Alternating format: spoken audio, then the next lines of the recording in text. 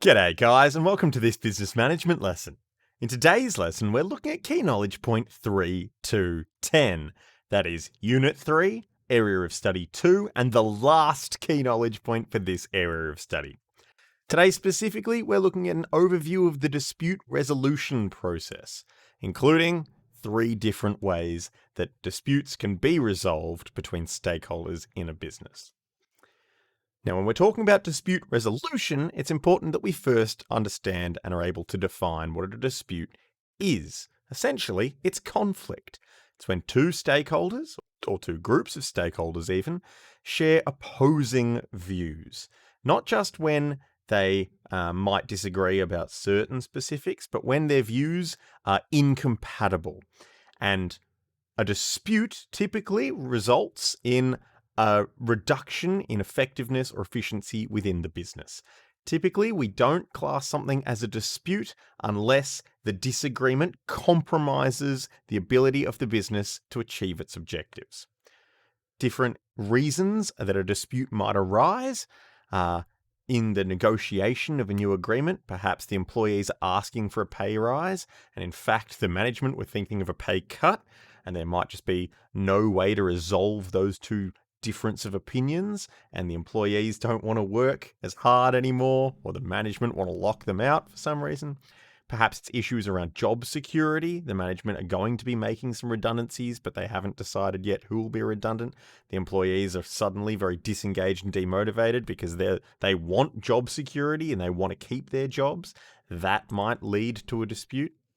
Certainly if the employer has been making terminations and the employees feel very strongly that those terminations were unwarranted or were perhaps improperly conducted. Certainly when management introduce policies that the employees feel are infringement on their rights, or perhaps the employer resorts to an autocratic management style and refers to sanction as a strategy to try and motivate employees more often than not, then perhaps the employees will just become very disengaged and demotivated that way and have problems with the way they're being treated. Certainly health and safety issues might mean that the employees no longer feel safe at work and feel like the management should do something about that. And certainly another typical source of dispute in business is the incidents or recurring incidents of harassment and bullying. Now, dispute resolution can take different forms. Essentially, when we're talking about dispute resolution, it's strategies or steps taken to get those 2 stakeholders back on the same page and get them working together efficiently and effectively again. In the case of a disagreement about negotiations, once again, that's a scenario where the employees are asking for a pay rise and the management don't want to give it. Perhaps the resolution is just to give the employees their pay rise, or for the employees to accept that the business can't afford to give a pay rise at that time. Sometimes dispute resolution is very simple indeed. Other times it's much more complicated. Ultimately, though, effective dispute resolution is about returning employees and employers to working together, and ultimately about maintaining and restoring relationships so that the employer and the employees can continue to work together well, effectively, and efficiently in the future. Of course, if the dispute is not being resolved, industrial action may be taken. Industrial action is something we've talked about in the past. It's when an employer or employees take action to put pressure on the other parties in the industry or in the workplace to try and bring them to a point where they have no choice but to resolve the dispute so that the dispute can't be drawn out. Some examples of common industrial action that are taken, certainly as part of an effort to resolve a dispute, might be a strike, where employees withdraw from their workplace for a period of time. They might withdraw until certain demands are met, or they might withdraw for a short period of time to demonstrate to the employer that we can stop working. That means that the business that you're running will stop being productive, will stop being effective, will stop being efficient. And if we need to, we can go on strike again. It might just be about costing the manager money or costing the shareholders money. It might be about waiting for demands to be met. Work to rule is where workers only perform the bare minimum required of them to have satisfied the requirements of their job. Perhaps they all stop doing overtime. Perhaps none of them are picking up the slack. When jobs aren't finished at 5 p.m. on the dot, they all walk out the door, and any work that wasn't finished just remains unfinished. For many businesses, that can be quite devastating. Certainly, a stop work meeting is much like a strike, but instead of the employees withdrawing from their workplace altogether, they might all stop working for a period of time during a workday to have a meeting about the ongoing negotiations or about the dispute that they're having with their employer. And certainly, an employer always has the option of conducting a lockout, where employees aren't let into the workplace, so the employees can't do their jobs, and the employer doesn't have to pay them for that time. Of course, it's the Fair Work Commission who approves industrial action.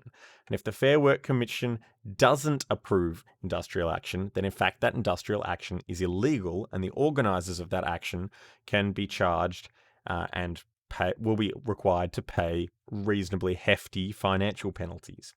If the Fair Work Commission has approved the industrial action because they can see evidence of an ongoing dispute, and they can see evidence that at least one party is taking steps to try and resolve the dispute, but the other party isn't coming to the table, then the Fair Work Commission may approve that action.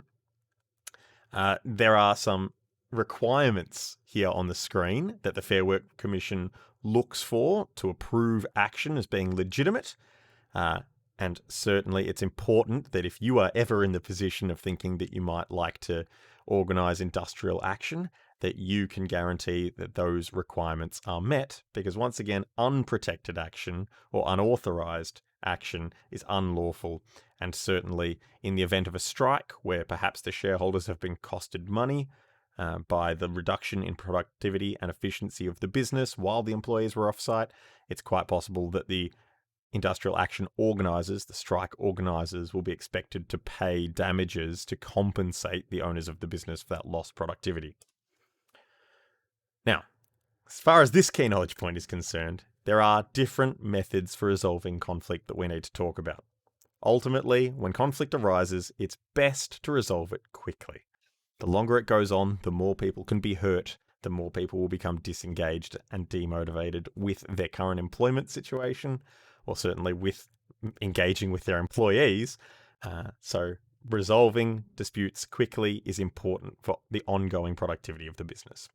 A grievance procedure usually describes a policy or a framework within the business that is set up ahead of time that can be followed so that individuals engaging in a dispute or groups engaging in a dispute have a path that they can follow where they will be represented, they will be able to meet together to air their grievances. Perhaps an independent party from within the business, or perhaps even from outside of the business, will be invited to take part in this process.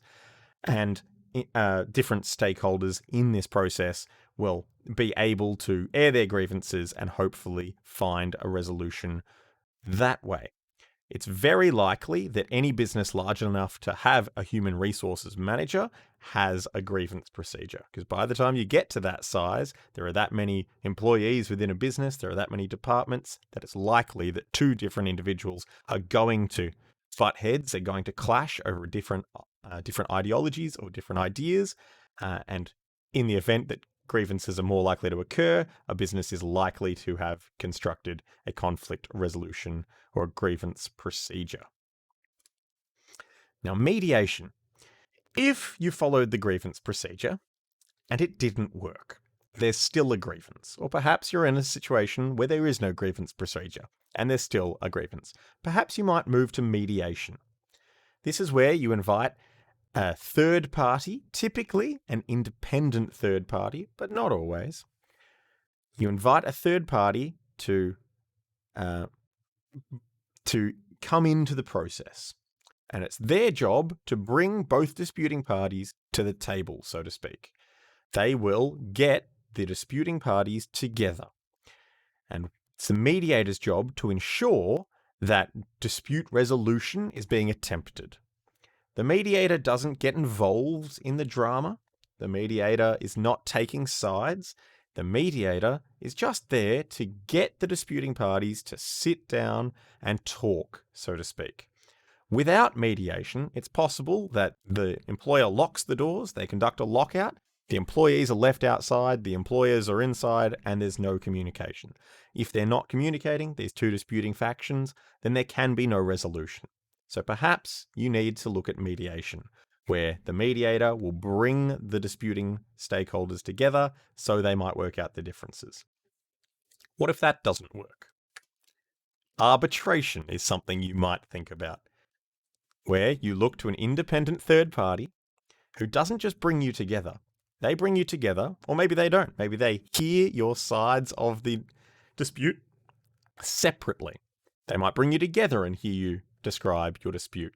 Certainly, the legal system and the notion of a judge is quite a good example of arbitration, where perhaps two different parties, if you think of Judge Judy, if you've ever seen that show, will come to the court and they'll both express their side of events, their side of a dispute, to this independent third party, and that independent third party will make a decision.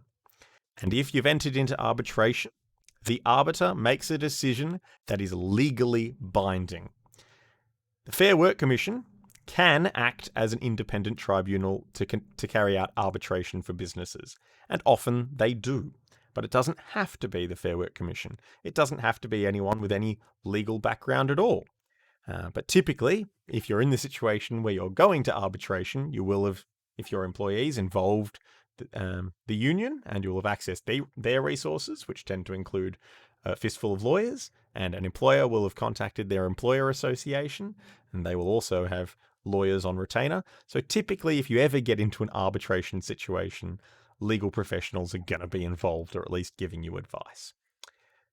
The difference between mediation and arbitration is a mediator doesn't make a decision. They just get you to talk. The arbitrator gets you to talk and makes a decision. And then you have no choice but to accept their decision, whether it's on your side and meets your demands or not. So, in summary for this key knowledge point, when disputes arise in business, they impact the productivity, efficiency, and effectiveness of the business, and labor can be negatively impacted.